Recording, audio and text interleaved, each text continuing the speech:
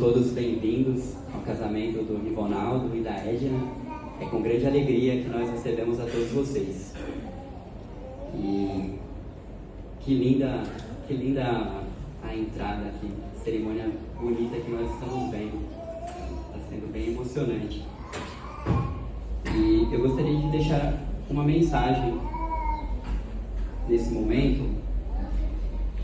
E eu não posso negar que foi emocionante ao ver o Rivonaldo entrando, ao ver a Edna entrando, acompanhada do Mateus.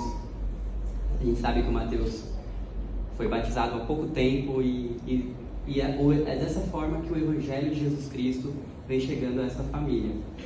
Conhecendo um pouquinho a história do Rivonaldo e da Edna, eu sei que há 3 anos eles decidiram viver a vida juntos e enfrentar os desafios que a vida traz, com o desejo de seguir as coisas corretas e de vencer na vida. E ver como o Pai Celestial chega a essa família é algo emocionante. Na hora, com a música e com eles vindo, eu tive um sentimento bem emocionante mesmo. E certa vez, uma pessoa disse para mim que ele vê charme, ele vê beleza em algumas coisas. E ele disse assim: quando uma pessoa vai visitar uma cidade que ele não mora, ele vai como turista. E tudo na cidade é bonito, né? Quando você é turista, você admira todas as belezas da cidade. Quando eu cheguei em Itumbiara com a Marcela, a gente viu, nossa, que rio bonito, que rio lindo. Faz bem pro coração, faz bem pra minha alma ver esse rio. Quando a gente vem como turista, a gente valoriza. Mas quando a gente mora numa cidade, a gente começa a saber das coisas que não são tão boas, né? A gente sabe do trânsito, a gente sabe que tem às vezes um buraco em alguma rua, a gente sabe que tem um pouco de violência. E aí a gente começa a ver o lado difícil de morar numa cidade. Da mesma forma no trabalho também. Eu lembro muito bem, quando eu estava começando no banco, trabalhando, eu era um estagiário. Você, quando passa no concurso do banco, você faz um estágio de 3 meses. E tudo era maravilhoso, e eu chegava mais cedo e saía mais tarde e colocava muita energia naquilo que eu fazia. Mas eu via as pessoas que já estavam há bastante tempo não fazendo a mesma coisa, perdendo aquele charme, aquele brilho no olho de quem está lutando por algo que não tem. E não tem como não comparar essas coisas com o casamento. É muito comum você ver um namorado fazendo uma grande declaração de amor, né? Se ajoelhando, gritando para todo mundo ouvir que ele ama a namorada dele. Eu fiz isso pela Marcela também, quando eu estava namorando com ela. É muito comum, quando a gente está namorando, a gente fazer um algo mais. Mas quando a gente casa e a gente tem ali uma firmeza no nosso relacionamento, há uma tendência do homem natural de relaxar.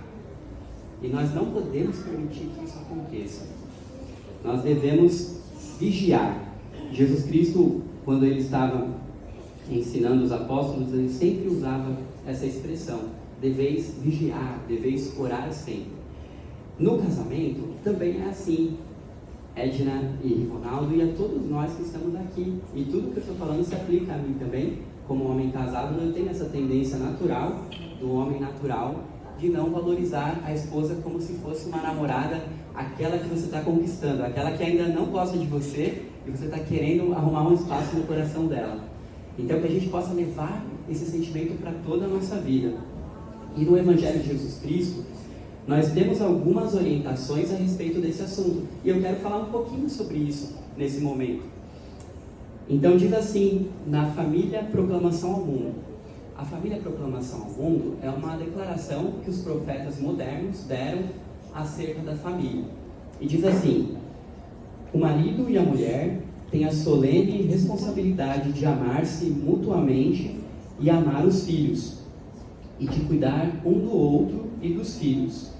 Os filhos são herança do Senhor. Então, nessa citação, eu gostaria de enfatizar, especialmente a vocês, essa responsabilidade que vocês têm, de amar-se mutuamente e também de amar os filhos de vocês. A gente sabe que vocês têm filhos de outra união, e que agora eles passam a ser filhos dos dois. Vocês têm essa responsabilidade perante Deus de amar os filhos que vocês têm e de amar-se mutuamente.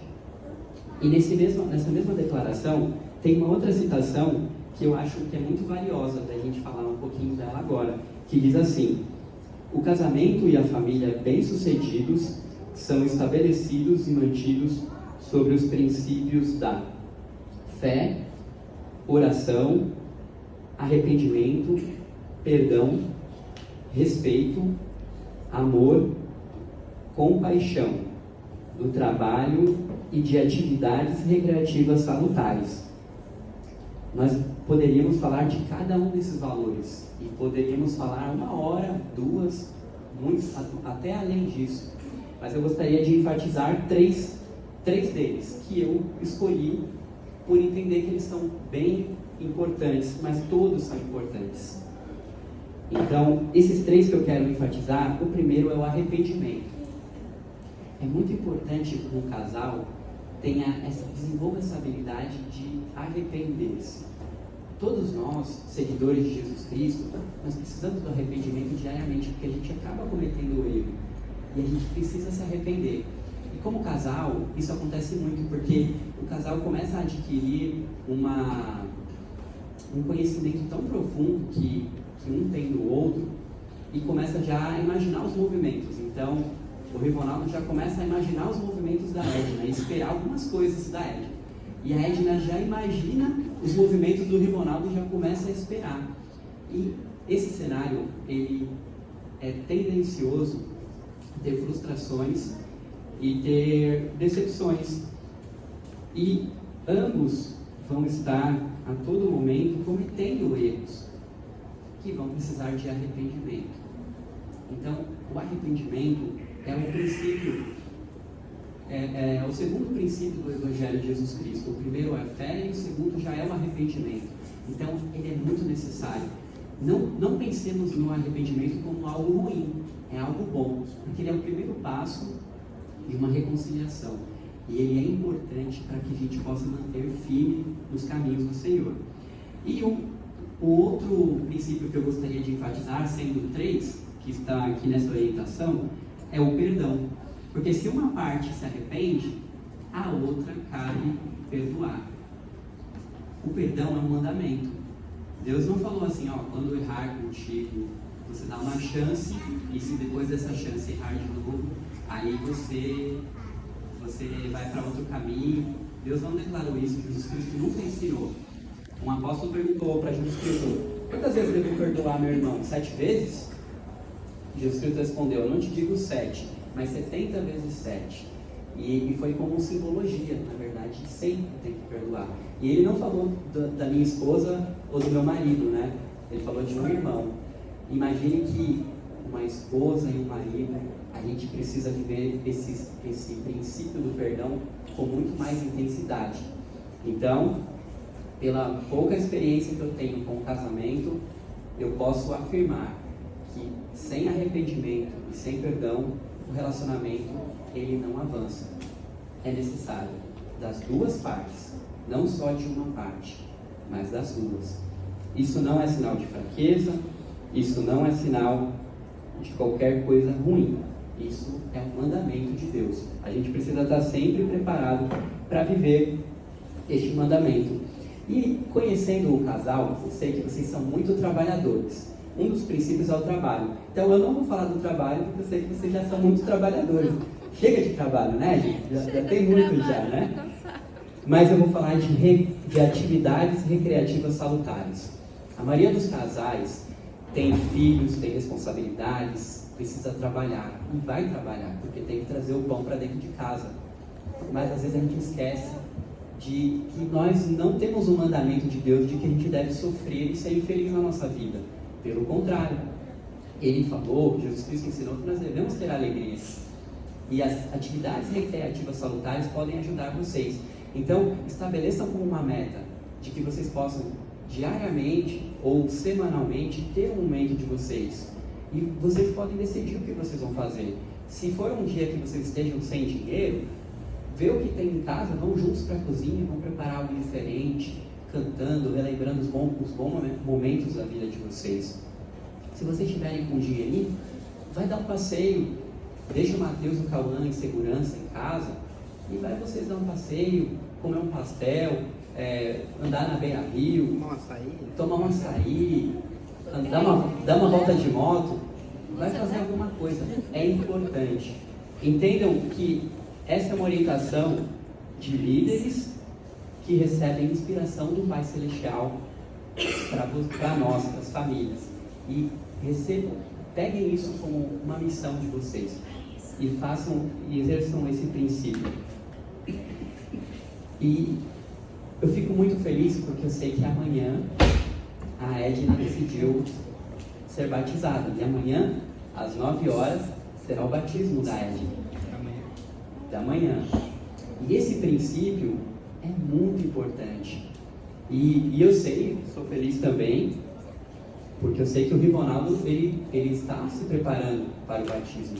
Ele ainda não sente que seja o momento, mas ele está se preparando. E nós sabemos que pelo princípio da fé, para o Senhor, nada é impossível. Então, é bem provável que este casal esteja num curto espaço de tempo como membros da Igreja de Jesus Cristo, ambos. E como membros da Igreja de Jesus Cristo, vocês terão uma meta, que é de vocês terem um casamento no tempo. Aqui será celebrado um casamento civil, perante as leis da terra. O casamento no templo é perante as leis de Deus. E é algo maravilhoso que deve ser a meta de vocês, principal. E para o cumprimento dessa meta, vocês dois devem se preparar para o batismo. Então, eu gostaria de encerrar a minha mensagem parabenizando vocês por esse ato de que vocês decidiram se casar, como obediência aos mandamentos de Deus. Parabenizando essa abertura que vocês estão dando para que o Evangelho de Jesus Cristo faça parte da vida de vocês. Prestando meu testemunho, que eu sei que ao colocar Deus em primeiro lugar, Ele vai fazer milagres na vida de vocês, de modo que vocês não vão poder compreender quão abençoados vocês serão. Eu compartilho esta mensagem e esse testemunho no sagrado nome do Senhor Jesus Cristo. Amém. Amém. Só um minutinho, vou receber uma inspiração agora aqui.